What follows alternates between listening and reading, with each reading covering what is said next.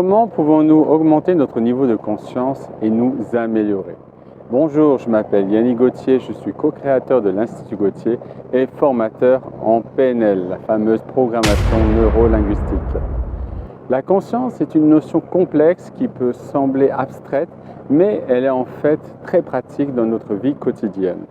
Si nous suivons notre conscience de tout en permanence, nous serions submergés par une quantité incroyable d'informations et de stimuli. C'est pourquoi notre conscience est plutôt comparable à une lampe de poche qui éclaire certains endroits et pas d'autres, en fonction de ce qui est important pour nous à un moment donné. Par exemple, lorsque nous parlons en public, il est intéressant d'être conscient du public, de la façon dont notre voix les affecte et de nos rythmes que nous prenons dans notre discours. Mais si nous sommes trop conscients de nous-mêmes, nous risquons de perdre notre concentration et de ne plus faire ce que nous sommes censés faire. Cependant, la conscience peut également être utilisée de manière pratique pour améliorer nos habitudes quotidiennes. Si nous remarquons que nous prenons trop de temps pour nous habiller le matin, nous pouvons être conscients de notre choix vestimentaire et ne sortir que les deux options les plus appropriées, plutôt que de passer en revue 10 vêtements différents. Il est intéressant de souligner que la conscience n'est pas seulement réservée à la philosophie bouddhiste zen de la vie.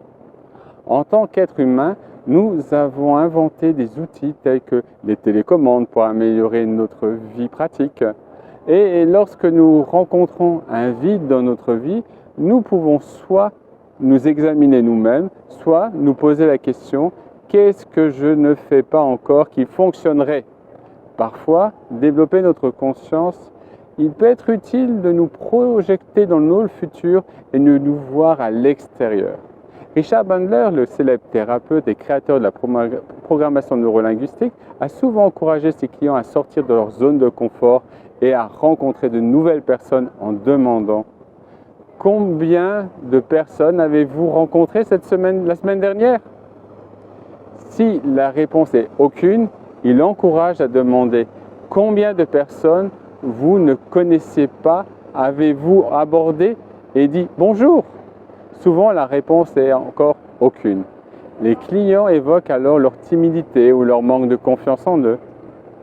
Richard Bandler rappelle alors qu'il ne peut pas est une conjonction qui signifie peut et pas et encourage à changer leur vie ressentie pour pouvoir agir.